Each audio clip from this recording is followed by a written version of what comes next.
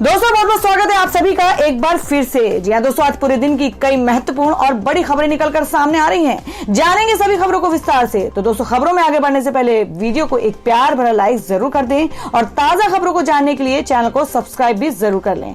तो देखते हैं पहली बड़ी खबर क्या निकल कर आ रही है। भारत में अक्टूबर तक दस्तक दे सकती है कोरोना की तीसरी लहर, स्वास्थ्य विशेषज्ञों की चेतावनी। जी आपको बता दें कि भारत में कोरोना की तीसरी लहर को लेकर चेतावनी जारी की गई है। स्वास्थ्य विशेषज्ञों के एक दल ने अक्टूबर तक देश में कोरोना की तीसरी लहर आने की आशंका जताई है।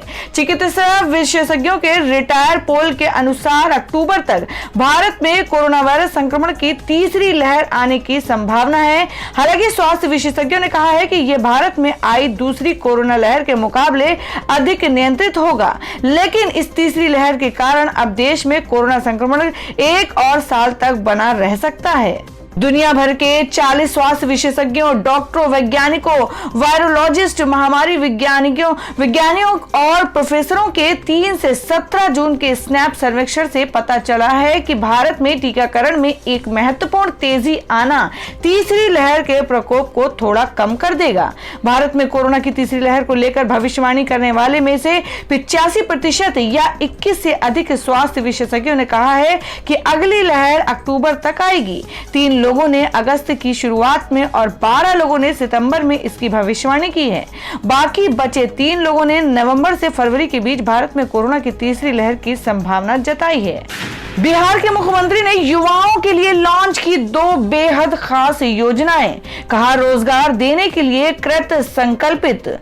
जी आपको बता दें कि बिहार के मुख्यमंत्री नीतीश कुमार ने शुक्रवार को 2 बेहद खास योजना लॉन्च की है और इन योजनाओं के तहत 10 लाख रुपए का लोन सरकार बिजनेस के लिए 50% अनुदान पर मिलेगा। महिलाओं को इस लोन के लिए कोई ब्याज भी नहीं देना होगा, जबकि पुरुषों को केवल 1% ब्याज देना होगा।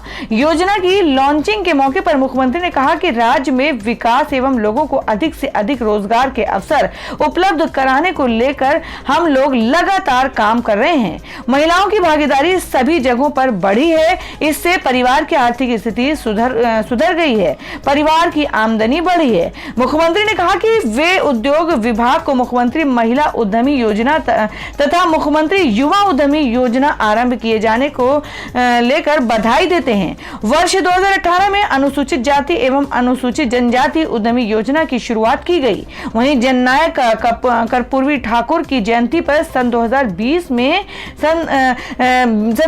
में अति पिछड़ा वर्ग के युवक एवं युवतियों में उद्यमियों के विकास एवं उनके द्वारा उद्योग स्थापित किए जाने को लेकर मुख्यमंत्री अति पिछड़ा उद्यमी योजना की शुरुआत की गई और वर्ष 2020 में नई सरकार के गठन के बाद नई योजना की रूपरेखा तैयार की गई। इसके लिए बजट का प्राविधान भी किया गया।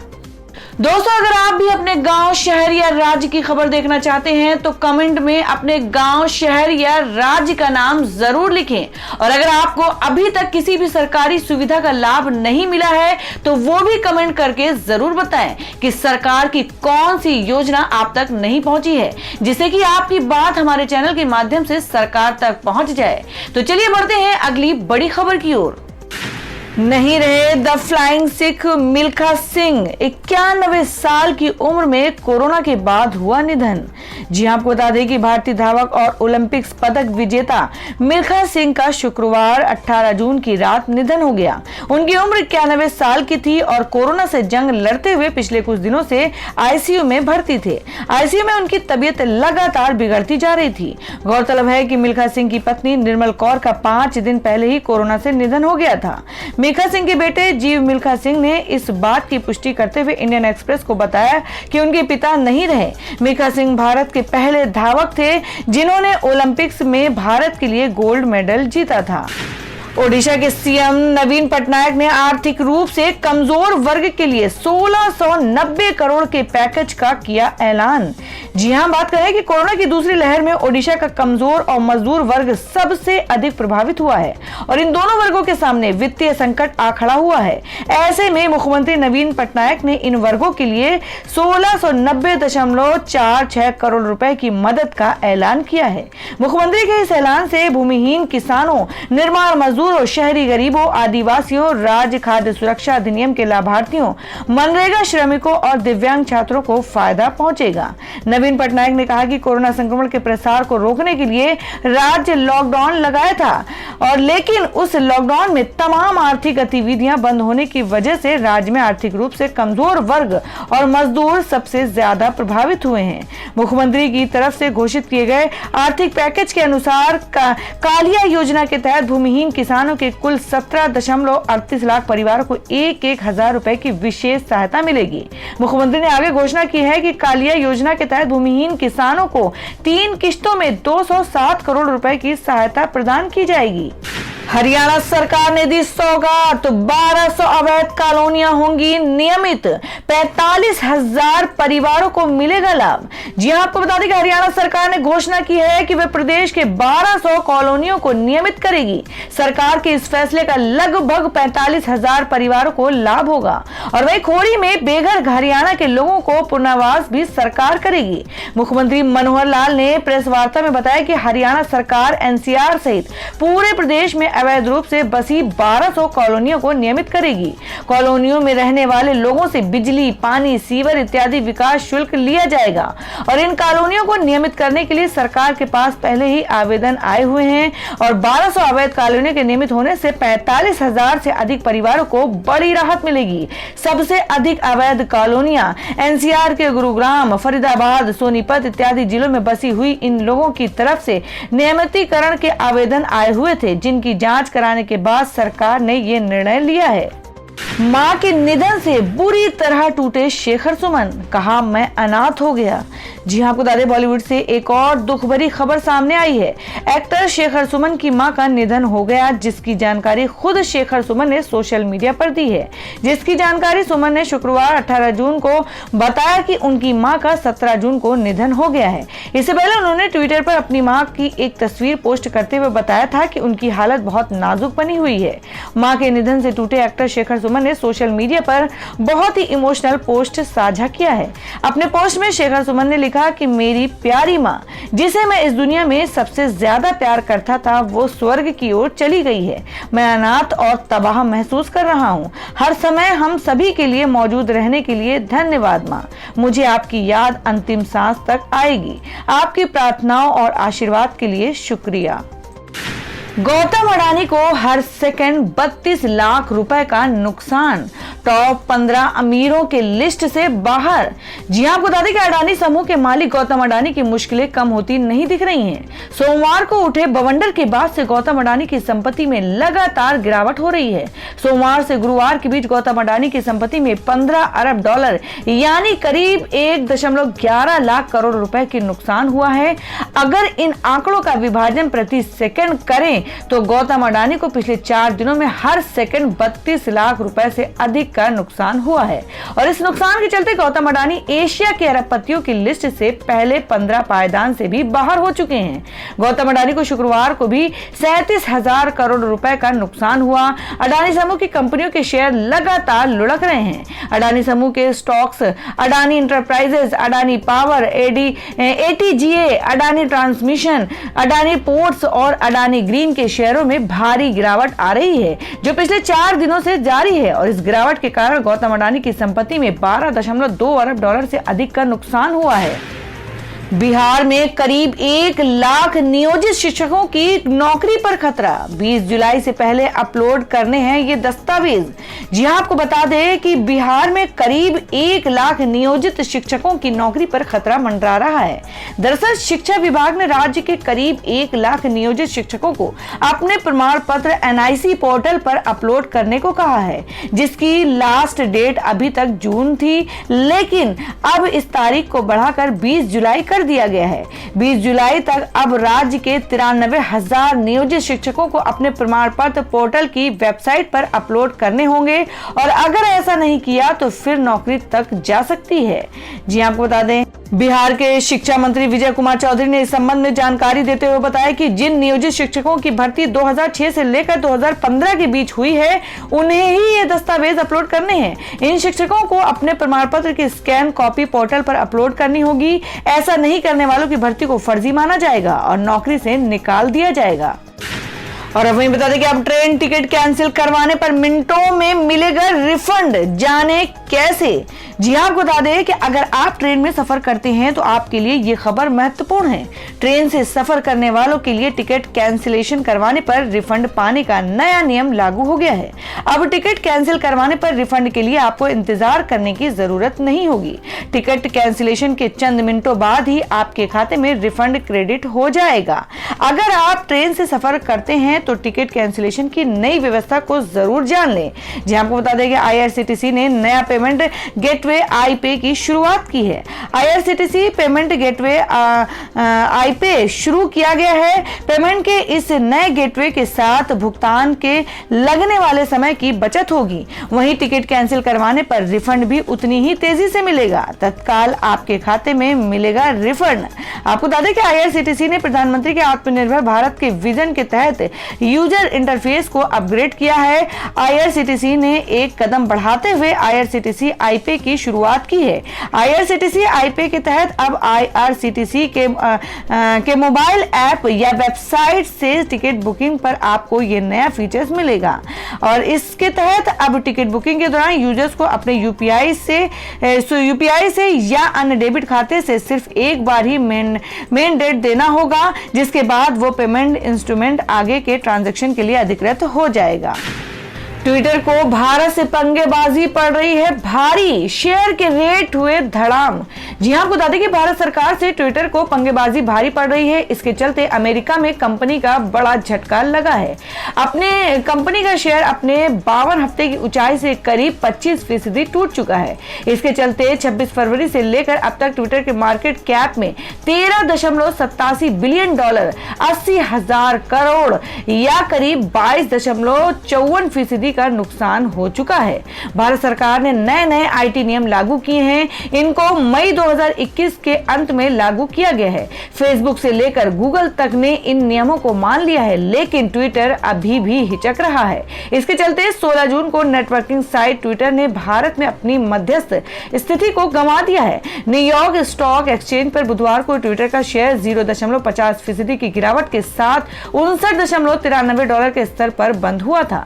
इसके चलते कंपनी की मार्केट कैप एक दिन पहले के 48.07 अरब डॉलर के स्तर से गिरकर 47.64 अरब डॉलर के स्तर पर आ गई है। इस प्रकार एक दिन में ही मार्केट कैप 0.43 अरब डॉलर घट गई है।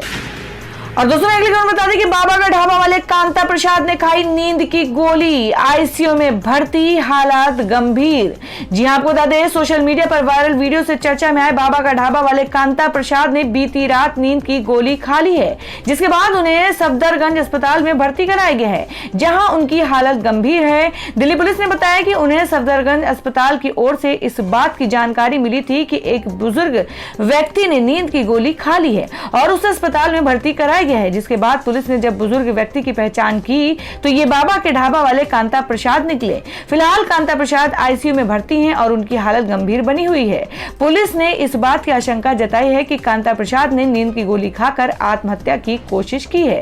बता दें कि बाबा के ढाबा वाले कांता प्रसाद उस वक्त सुर्खियों में आए थे जब यूट्यूबर गौरव वासन ने उनकी माली हालत का वीडियो सोशल मीडिया पर साझा किया था। उनके इस वीडियो के वायरल होने के बाद बड़ी संख्या में लोग उनकी मदद के लिए आगे आए, जिसके बाद कांता प्रसाद को लाखों रुपए लोगों ने दान में दिए और उनके ढाबे पर जबरदस्त भीड़ होने लगी। पैसे मिलने के बाद कांता प्रसाद ने दिल्ली में एक रेस्टोरेंट खोला था, लेकिन रेस्टोरेंट चल नहीं पाने की वजह से इसे बंद करना पड़ा था। और कांता प्रसाद ने यूट्यूबर गौरव पर आरोप लगाया था कि उन्हें चंदे में से जो पैसा मिला था उसे गौरव ने हथिया लिया। हालांकि गौरव ने इस पर सफाई दी और कहा था कि उन्होंने बाबा को दान में मिले एक भी रुपए को नहीं लिया और जो भी राशि इकट्ठा हुई उसे बाबा को दे दिया गया। हालांकि रेस्टोरेंट बंद होने के बाद जब कांता प्रसाद फिर से अपने पहले ढाबे पर आए तो उन्होंने गौरव से माफी मांगी और कहा कि उसने पैसे की चोरी नहीं की और वो चोर नहीं है। रेस्टोरेंट बंद होने के बाद जब कांता प्रसाद वापस अपने ढाबे पर आए तो गौरव वासन उनसे मिलने के लिए आए। इस दौरान कांता प्रसाद भावुक हो गए और गौरव से माफी मांगते हुए कहा था कि गौरव चोर नहीं है। इसके बाद गौरव ने कहा था कि गलती करने वाले से माफ करने वाला बड़ा होता है। उन्होंने कहा कि अंत भला तो सब भला। ढाबे पर वापस आने के बाद कांता प्रसाद ने कहा कि रेस्टोरेंट का किराया 1 लाख रुपए था, जो बहुत ज्यादा था, इसलिए मैंने इसे बंद कर दिया। बता दें कि कांता प्रसाद के लिए चंदा इकट्ठा करने के लिए गौरव वासन ने सोशल मीडिया मीडिया वह अभियान चलाया था और उसके बाद लोगों ने दिल खोलकर दान दिया। लेकिन कांता प्रसाद का कहना था कि मुझे नहीं पता कि मेरे खाते में कितने पैसे आए हैं। मुझे मीडिया के जरिए पता चला कि मेरे खाते में 45 लाख रुपए आए हैं। इस पैसे को कांता प्रसाद ने कहाँ खर्च किया। इस बारे में कांता प्रसाद ने कहा था कि पिछले साल मैंने दिसंबर माह में एक रेस्टोरेंट खोला था जिसमें कुल 5 लाख रुपए खर्च हुए थे। इसके अलावा घर की एक और मंजिल बनवाई, पुराना कर्ज चुकाया। कांता प्रसाद ने बताया कि मैंने बच्चों के लिए स्मार्टफोन खरीदा, साथ ही रेस्टोरेंट में खर्च हुए और भरपाई के बाद बाकी का पैसा बचा मेरे पास है। जम्मू सरकार ने निकाली 800 सब इंस्पेक्टरों के पदों पर भर्तियां, जाने कब शुरू होंगी आवेदन प्रक्रिया। जी हां, आपको बता दें कि जम्मू और कश्मीर के उपराज्यपाल मनोज सिन्हा ने एसएसबी जम्मू कश्मीर भर्ती 2021 के तहत 800 सब इंस्पेक्टरों की भर्ती को मंजूरी दे दी है। भर्ती प्रक्रिया में पारदर्शिता और निष्पक्षता सुनिश्चित करने के उद्देश्य से उपराज्यपाल ने पुलिस, जेल और अग्निशमन और आपातकालीन सेवा विभागों से सभी अराजपत्रित स्तर के पदों की चयन प्रक्रिया का जिम्मा सेवा चयन बोर्ड को सौंपा है।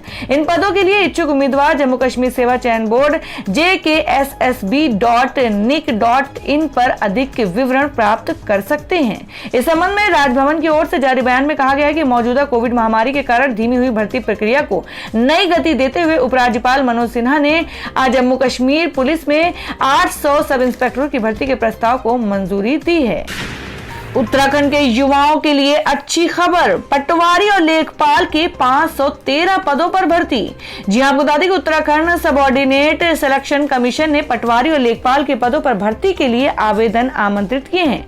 उत्तराखंड अधीनस्थ सेवा चयन आयोग ने 513 पदों पर भर्ती का विज्ञापन जारी कर दिया है। इन पदों के लिए 22 जून से ऑनलाइन आवेदन प्रक्रिया शुरू होने जा रही है। उम्मीदवार कमीशन की आधिकारिक वेबसाइट पर जाकर ऑनलाइन आवेदन कर सकते हैं। और दोस्तों मैं जान लेते हैं क्या है देश भर में सोने और चांदी के ताजा भाव। जी आपको बता दें कि सराफा बाजार में सोने के दाम में 155 रुपए प्रति 10 ग्राम की गिरावट देखने को मिली है। आज सोने का दाम 47,100 रुपए प्रति 10 ग्राम पर रहा और वहीं चांदी की कीमत में 1709 रुपए प्रति किलोग्राम की गिरावट देखने को मिली। इससे चांदी की कीमत 69,200 रुपए प्रति किलोग्राम पर रही है। और दोस्तों में अगली खबर में जान लेते हैं क्या देश भर में मौसम के ताजा हालात। जी आपको बता दें कि यूपी, बिहार, उत्तराखंड सहित इन राज्यों में भारी बारिश की चेतावनी। जाने दिल्ली सहित अन्य राज्यों का क्या है हाल। जी हां, आपको बता दें कि दक्षिणी पश्चिमी मानसून के एक बार फिर से मजबूत हुआ है और गुजरात, राजस्थान, मध्य प्रदेश और उत्तर प्रदेश के कुछ हिस्सों में बढ़त ली है। भारतीय मौसम विभाग का कहना है कि दिल्ली को मानसूनी बरसात के लिए अभी इंतजार करना होगा। देश की राजधानी में मानसूनी हवाएं 27 जून तक आने की उम्मीद है। भारतीय मौसम विभाग आईएमडी का कहना है कि गुजरात, दक्षिण राजस्थान, पश्चिमी उत्तर प्रदेश और मध्य प्रदेश के बाकी बचे इलाकों में अगले 24 घंटे में मानसूनी बारिश होगी। Northern limit of monsoon NLM Junagadh, Deesa, Guna, Kanpur, Meerut, Ambala और अमृतसर से होकर गुजर रहा है। आईएमडी ने गुरुवार को कहा था कि मानसून पर पश्चिमी मध्य अक्षांशीय प्रभाव 23 जून तक जारी रहेगा। इसलिए इस अवधि में राजस्थान, पंजाब के बाकी इलाके, हरियाणा और दिल्ली में मानसून बढ़त नहीं लेगा। ऐसा कहा गया है कि मानसून का फ्लो पैटर्न 26 से 30 जून के बीच अधिक संगठित और सशक्त होने वाला है और इसी के बाद अधिकांश उत्तर पश्चिमी भारत मानसून बढ़त लेगा। इससे पहले मौसम विभाग के दफ्तर ने भविष्यवाणी की थी कि वायु प्रणाली दिल्ली में तय समय से 12 दिन पहले यानी 15 जून को पहुंच सकती है। आमतौर में मानसून दिल्ली में 27 जून तक पहुंचता है और पूरे देश को 8 जुलाई तक सराबोर करता है। निजी कंपनियां स्काईमेट वेदर का कहना है कि पिछले साल वायु प्रणाली दिल्ली तक 15 जून को पहुंची थी और 29 जून को पूरा देश मानसून से घिर गया था। स्काईमेट के महेश पलावत ने बताया कि ये हवाएं अगले हफ्ते भी जारी रहेंगी, इसलिए दिल्ली में मानसूनी बरसात की उम्मीद सामान्य रूप से 27 जून तक ही संभव है। तो दोस्तों ये थी अब तक की सभी बड़ी खबरों की अपडेट्स। टुडे ब्रेकिंग न्यूज और लेटेस्ट खबरों को देखने के लिए हमारे चैनल को सब्सक्राइब जरूर कर लें, वीडियो को लाइक और शेयर भी जरूर कर दें अपने दोस्तों और रिलेटिव्स के साथ। तो दोस्तों फिर मिलेंगे काम की खबरों और सरकारी योजनाओं की एक और नई वीडियो के साथ। तब तक के लिए धन्यवाद दोस्तों।